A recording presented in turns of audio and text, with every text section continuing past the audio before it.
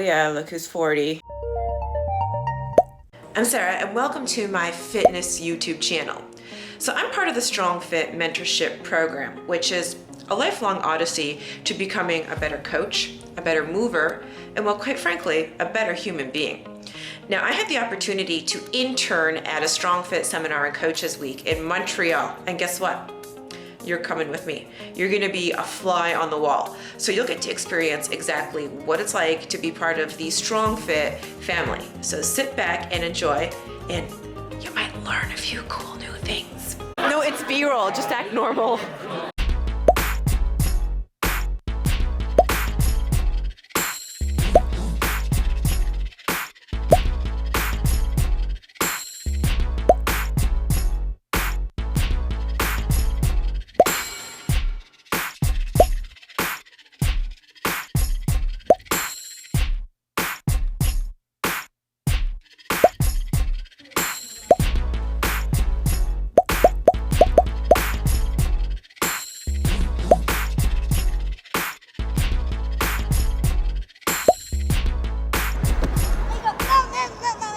To do that, right? Yeah, I'm good. You're good? I'm good. You sure you're good? I'm good. You're good. She's good. She's good. I'm good.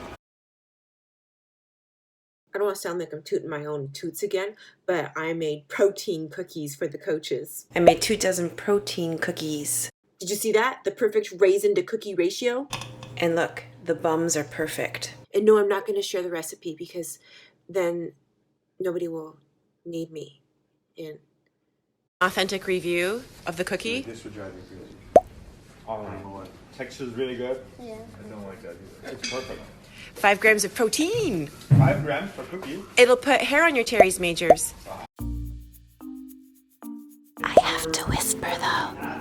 I'm so lucky Michelle Deloyer from Team SS has come to visit me. This is imaginary Coach Gus. But wait, look at what she made me. My muffins from my website. You can click the card for the recipe. Once they thaw, they will be inside our guilt chambers. Place the kettlebell right below their belly button. Okay?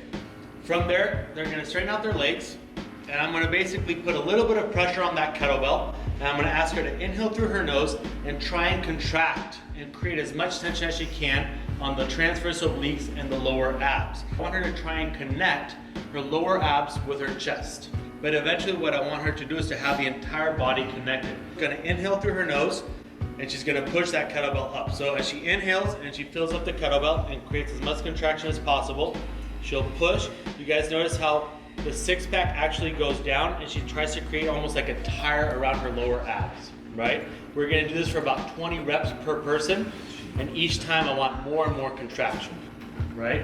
If you've never done it before, you're having a hard time kind of feeling the lower abs, it could be too much weight. Take the weight off and just have the coach or the partner put the fingers on, again, about 2 inches above the hip bone and then right below on the lower abs, and just start with that. We want to make sure that the six-pack does not rise and the kettlebell drop down. Okay, that's one of the easiest ways to tell that they're going towards the wrong torque chain. We're going to notice that the back will start arching if they go towards the wrong torque chain because they'll want to kind of get the glute med and the erectors going. Global gym session at the Hilton in downtown Montreal with Lauren, who's also part of the StrongFit mentorship program.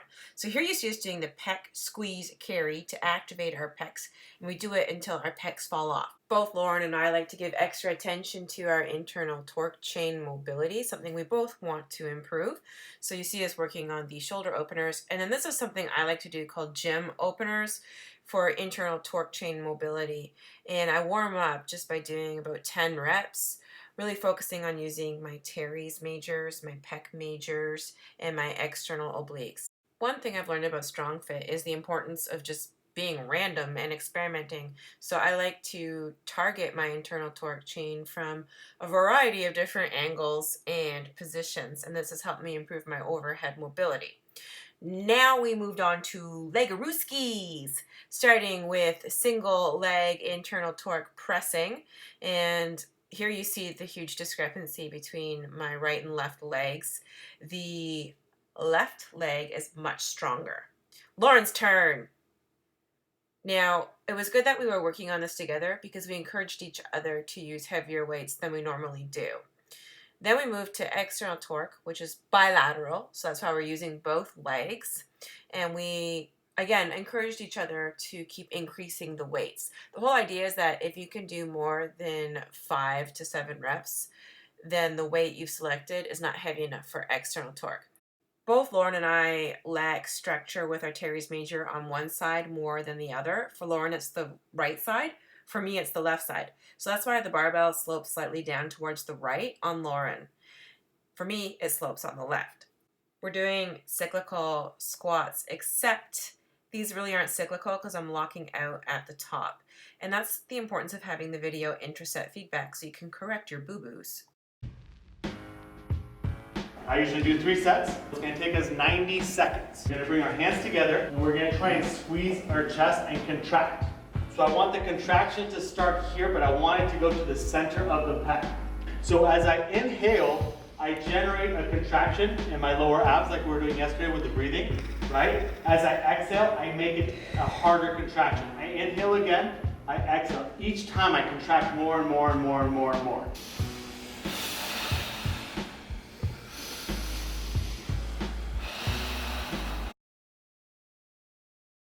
Oh, bro. Try the poutine. Hi. What about this? That's delicious. This is literally like the best dinner food ever. It's so good.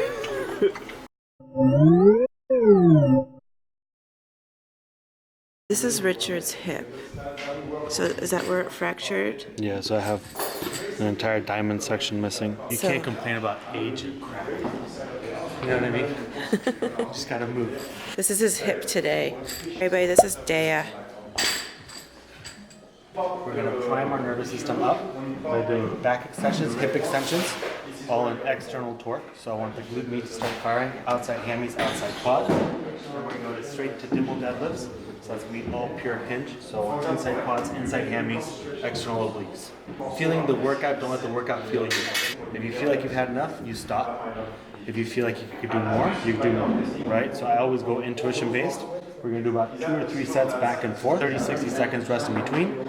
Then we'll come to the barbell. I'll do like 2, 3 sumo deadlifts. I'm gonna put weight on the barbell, obviously. And then we'll just kind of keep going back and forth. I'm gonna try and hit something heavy today. We'll see what I can get. I haven't trained in like 2 weeks.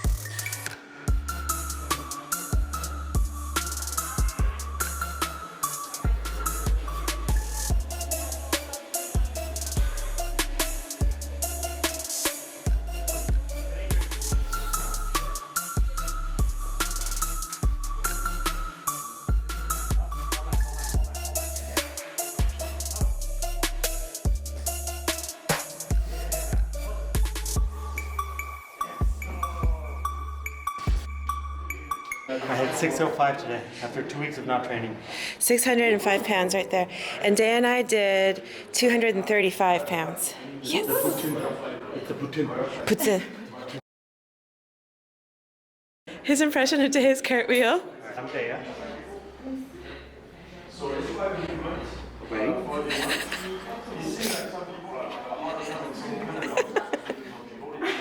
Wait, I got it. Whatever you want. That's after like a month of, that's like after 2 years of being comfortable. This next part had really bad audio, so I'm going to voice over it. Excuse me. Richard's demonstrating correct form for external torque pull-ups using the lats. Now he's demonstrating what we don't want to see, compensating with the upper traps. Come on, I'm trying to make this a high quality production. Here, sit on me. Here he's demonstrating how people start right and then switch and compensate with the upper traps. What do you suggest for those people that they just start working? Go lighter. Go like to lat pull down machine. And then this was my question for Richard for external torque pull-ups. So listen. When you come down for the ET pull-ups, do you come down eccentrically in ET or IT? ET. So ET to abdominal. The whole way. Right there, see that tendon? That's the palmaris longus. Yeah. I'm missing it on the left. 13% of the population is like that. Heavy push press, one arm dumbbell overhead. A max rep Dumbbell. presses.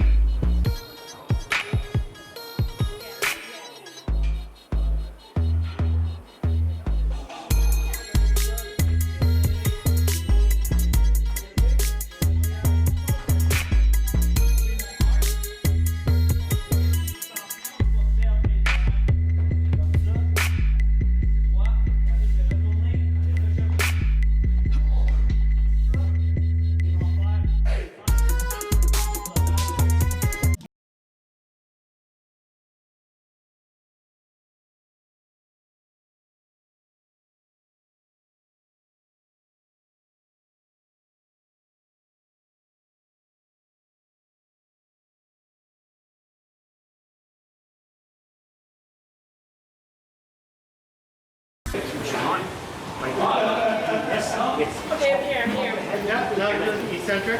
That's it. Don't look at, there you go. Well, don't look down at the abdomen. Keep me neutral spine. There you go. So you can try thinking about from here, tuck, and push. You want to land. So it's all about contraction, right? You try and kick back as hard as you can. Tuck and kick. Just get a progression for like beginners. Grab legs in, and come back up. Hold on once. Okay? Second progression. That's one kick. Next progression is here. LC. Next progression is tuck, L-sit, tuck. So do 20 of those.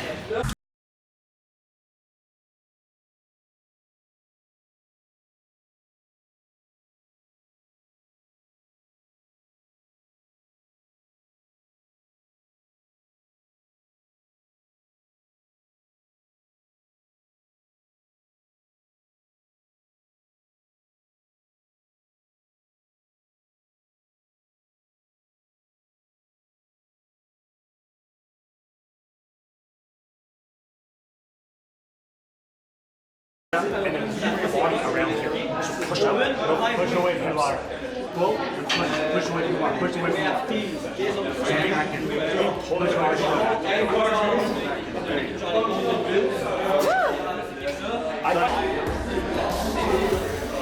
See, I'm just rotating around that point. Oh, yeah.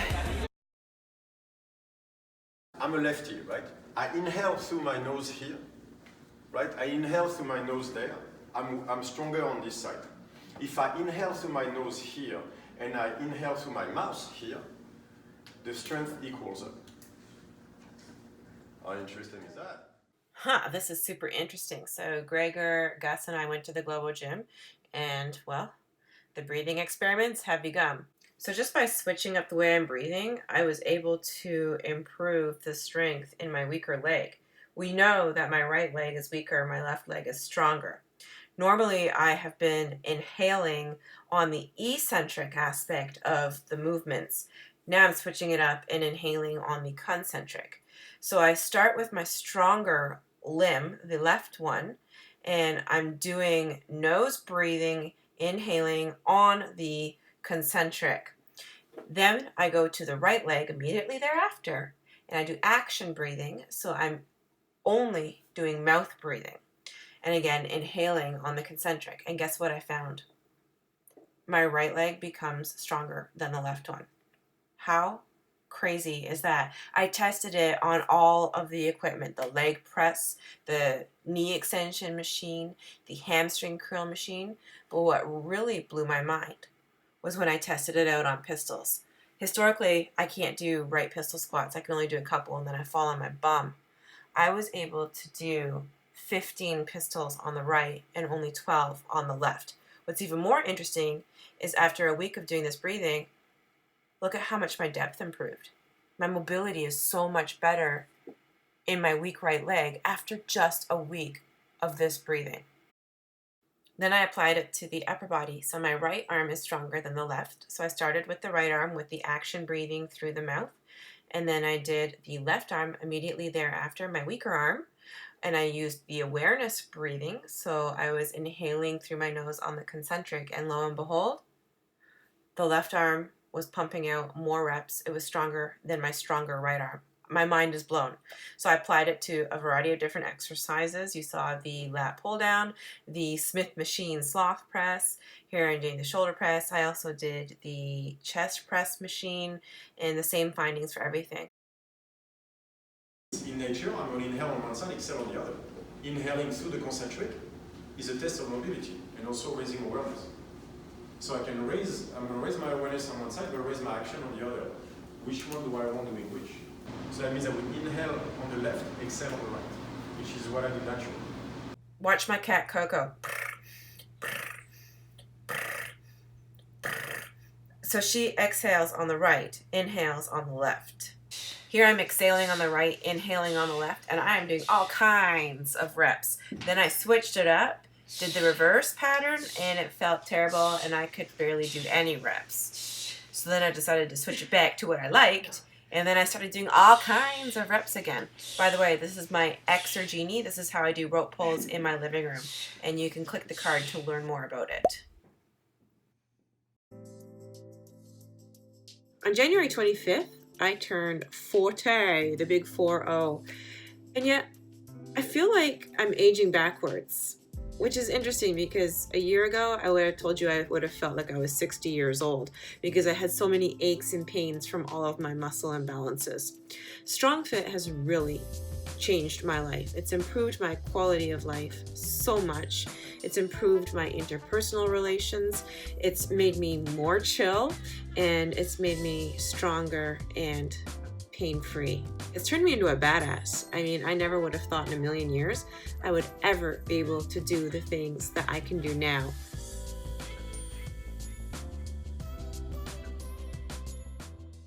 I just wanted to take the opportunity to thank Julian, Richard, and Gregor, as well as my coach, Coach Gus. You all have completely changed my life, and I'm excited to be a part of this odyssey. I'm extremely excited about the opportunity to help other people. I want to thank everybody who's joined my Strength Academy. Thank you for having faith in me, for letting me help you fix your hinge, and for putting in the time and effort to make this a success. I'm very proud of all of you. Magic doesn't happen overnight. I mean, it took me a year to get to where I am right now, and I'm really proud of the people in my Strength Academy for their level of commitment. One thing I learned this past year is that strength doesn't come from what you can do. It comes from overcoming what you thought you couldn't do. So if you're interested in learning how to improve muscle imbalances so you can get stronger, then you can click the card to check out my Strength Academy. I would love to have you join. And thank you for watching this vlog all the way to the end. I know it's a long one. I appreciate you very much. And until next time, oh, I don't have an outro. Why is the outro always the hardest part? I'm just gonna stop talking now.